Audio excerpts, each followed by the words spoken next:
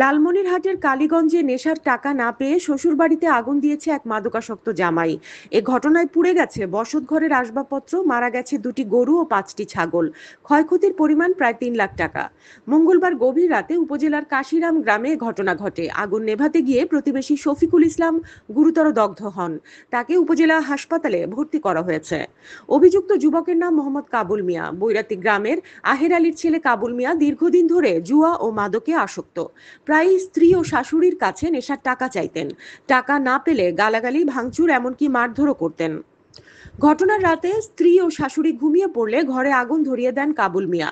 এমনকি প্রতিবেশীরা আগুন নেভাতে যাতে না পারে সেজন্য বৈদ্যুতিক সংযোগও কেটে দেন তিনি। এ বিষয়ে বুধবার কালীগঞ্জ থানার ভারপ্রাপ্ত কর্মকর্তা রমজান আলী বলেন, অভিযুক্তের স্ত্রী লিখিত অভিযোগ দিয়েছেন। ঘটনাস্থল পরিদর্শন করা হয়েছে। তদন্ত শেষে আইনগত ব্যবস্থা নেওয়া হবে। এ ঘটনায় এলাকায় আতঙ্ক ছড়িয়ে পড়েছে। অভিযুক্ত কাবুল মিয়া এখনো পলাতক রয়েছে।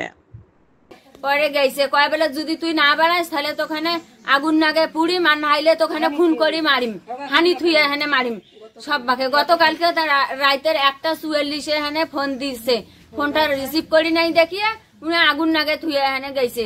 যে একটা গাই গরু, 6টা ছাগল, একটা বাছুর। এটা একেবারে নোংরা কাবুল।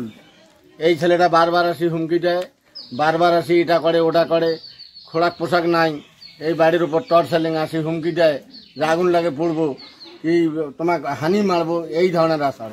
সে ঠিকভাবে কামাই রোজগার করে না, এবং যেটুক এরা কামাই করে বিভিন্ন বাড়িতে যে কাজ টাজ করে যেটুক কামাই করে সেইটাই ওই এখানে আসি খায়। খাওয়ার পরে ওই যে জুয়া টুয়া খেলায়, এখন সেই টাকা পয়সা এদের কাছে চায়, সেই টাকা পয়সা ওরা দিতে পারে না। ঠিক আছে, যার কারণে ওই 2 দিনে 4 দিনে লাগে ঝগড়া। হানিন ইসলাম, সিএন বাংলা নিউজ ডেস্ক।